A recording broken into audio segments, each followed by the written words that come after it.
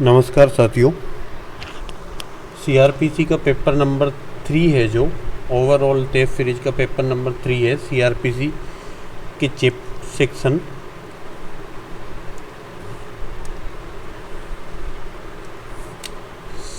Section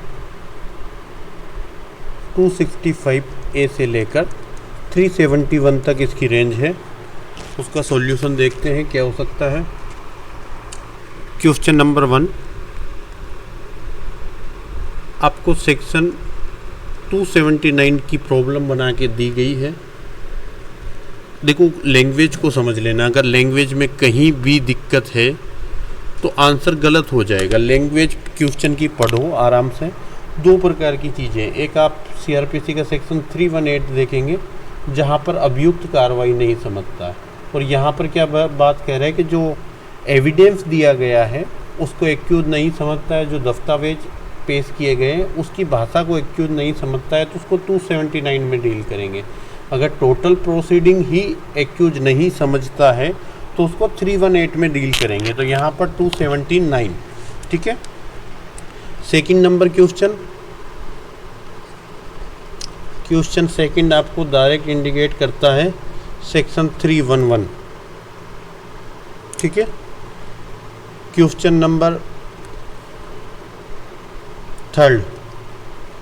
number third में आपको section 359 पूछा गया है, डायरेक्ट इनडायरेक्ट।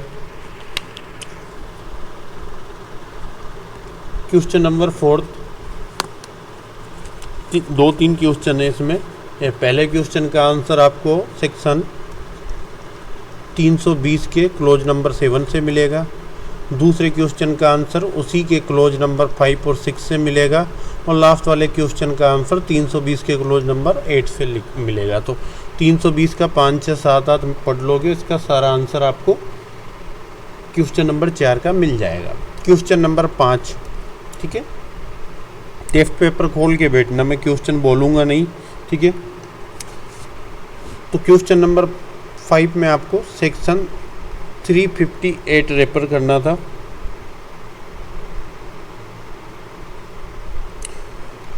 क्वेश्चन नंबर 6 आपको सेक्शन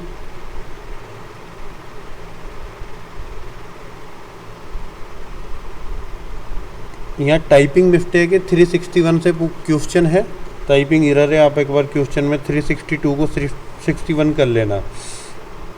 क्या ऐसा चेंजिंग किया जा सकता है? 362 में लिखा हुआ है कि ऐसा कोई चेंजिंग नहीं कर सकते, केवल क्लेरिकल और मैथमेटिकल मिस्टेक के अलावा।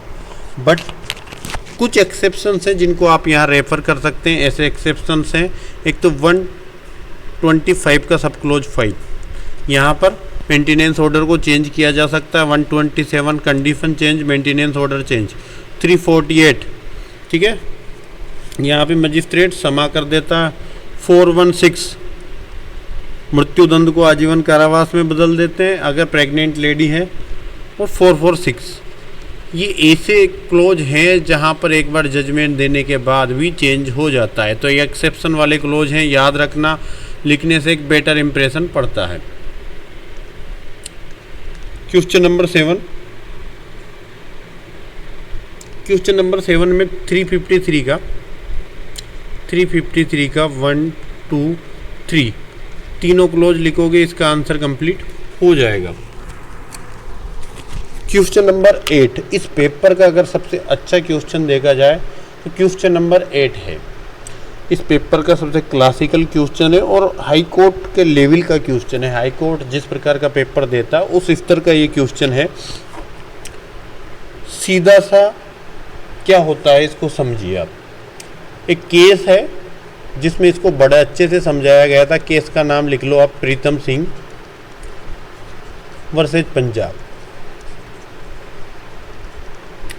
सेक्शन 300 पर यह केस है। क्या कहा गया था कि कोई मामला, जैसे 300 में क्या होता है, कोई मामला एक बार डिसाइड हो जाता है उसके बाद वापस उसको सुन नहीं सकते। 300 ये कहता है। पर प्रीतम सिंह पंजाब के मामले में कहा गया कि यहाँ एक अभियुक्त का 2 एक्ट के अंतर्गत ट्रायल चला। फर्स्ट आर्म्स एक्ट में चला, और दूसरा चला उसका मर्डर के लिए ट्रायल। तो जिस गन से मर्डर हुआ था उस गन के लिए आर्म्स एक्ट में मामला चला, उसी से उसने मर्डर किया था। आर्म्स एक्ट के मामले में एक इशू बना, उस इशू को डिसाइड कर दिया अभियुक्त के पक्ष में कि उसके पास गन की पोजीशन साबित नहीं होती है, इसलिए वो गन रखने का आर्म्स एक्ट के अधीन दोष मुक्त कर दिया गया। तो आर्म्स एक्ट का जो इशू था कि उसके पास गन की पोजीशन साबित नहीं है, उसको एक्यूज के पक्ष में डिसाइड कर दिया। लेटर ऑन जो केस चल रहा था मर्डर का, उस पे ये इशू आया और मर्डर के मामले में उसी गन से मर्डर करना था। जब गन की पोजीशन साबित नहीं हुई और कोर्ट ने उस इशू को डिसाइड कर दिया, तो वो इशू मर्डर के केस में स्टॉपल के रूप में काम करता है। यही कंसेप्ट है इस क्वेश्चन का। और प्रीतम सिंह और पंजाब के केस को आप में अच्छी तरह से इस चीज़ को डेरिवेटिव किया गया था, समझाया गया था। आप प्रीतम सिंह पंजाब का केस पढ़ लें, बहुत अच्छा और क्लासिकल केस है। ठीक है। क्वेश्चन नंबर 9 सेक्शन 298 को रेफर कर रहा है। क्वेश्चन नंबर 10 सेक्शन 325 से प्रॉब्लम है और एज इट इज जैसा लिखा हुआ है, जिस मजिस्ट्रेट को रेफर किया हुआ है, सेम सेक्शन 325 पढ़ोगे आप, ये कि यही लैंग्वेज आपको मिलेगी। बस अपराध को मिथ्या रूप से यहाँ पर संलग्न किया, बाकी कंडीशन एज इट इज ही है। ठीक है, 325 के अंतर्गत। क्वेश्चन नंबर 11 319 सेक्शन नंबर से संबंधित है।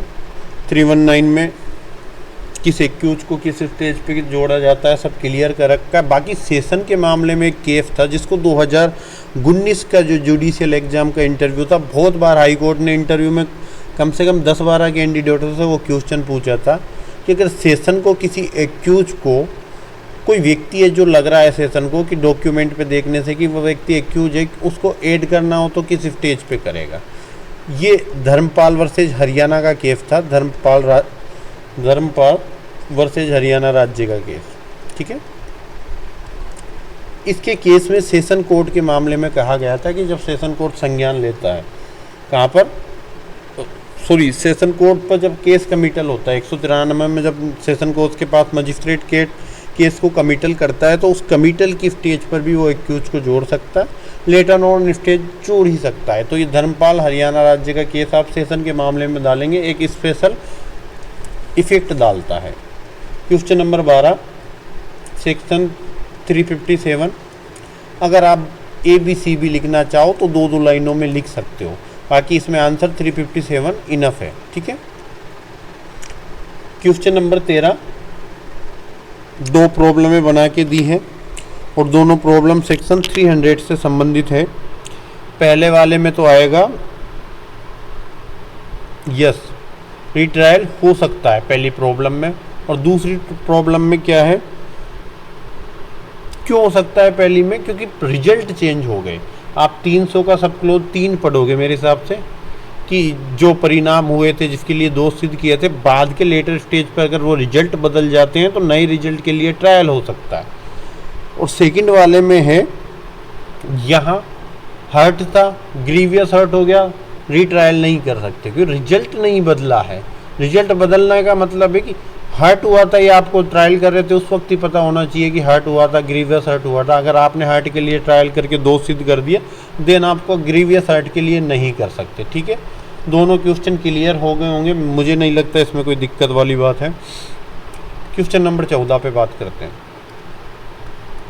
क्वेश्चन नंबर 14 पे सेक्शन 321 है, किसी भी स्टेज पर दिया जा सकता है।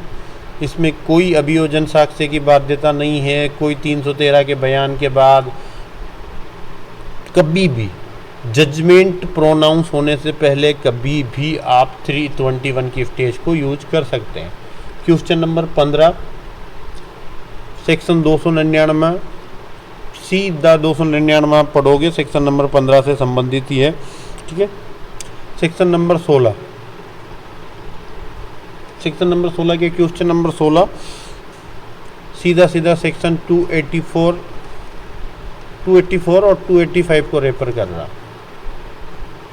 क्वेश्चन नंबर 17 की बात करें तो क्वेश्चन नंबर 17 आपको 265A, आवेदन बी में लगेगा। फाइनल जजमेंट जी में आता है क्या? फाइनल जजमेंट जी में आता है, देख लेना एक बार, चेक कर लेना। तो ए, बी और जी को ब्रीफ में लिखना है, ठीक है। क्वेश्चन नंबर 18,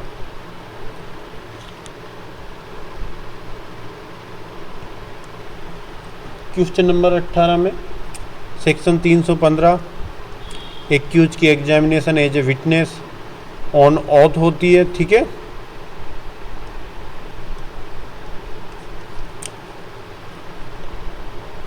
शपथ पर, कहाँ पर शपथ पर नहीं होती? 313 वाली एग्जाम शपथ पर नहीं होती, यहाँ पर शपथ नहीं होती, ठीक है।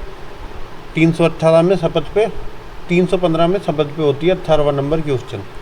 क्वेश्चन नंबर 19, सेक्शन 306 और 308 को सीधा सीधा रेफर कर रहा है। क्वेश्चन नंबर 20, सेक्शन 313, 313 को जनरल भाषा में क्या बोला जाता है? कोर्ट की भाषा में बयान ए मुलजिम, मतलब अपराधी के बयान। और जब भी प्रोसिक्यूशन एविडेंस समाप्त हो जाता है, मैंडेटरी प्रोविजन है कि आप प्रोसिक्यूशन एविडेंस में जो दोषाकारी परिस्थितियां हैं जिससे एक्यूज कन्विक्टेड लग रहा है, उनके बारे में एक्यूज के स्टेटमेंट 313 का लेंगे ही, ठीक है।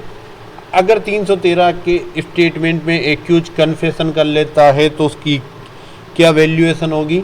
आप कहीं केस रेफर कर सकते हो इसमें। देखें, एक तो धरणीधर का केस है, धरणीधर वर्सेज यूपी का केस। दहल सिंह हिमाचल प्रदेश का केस है, दहल सिंह वर्सेज हिमाचल प्रदेश। ज्ञानचंद हरियाणा का, ज्ञानचंद वर्सेज हरियाणा राज्य का केस, ठीक है।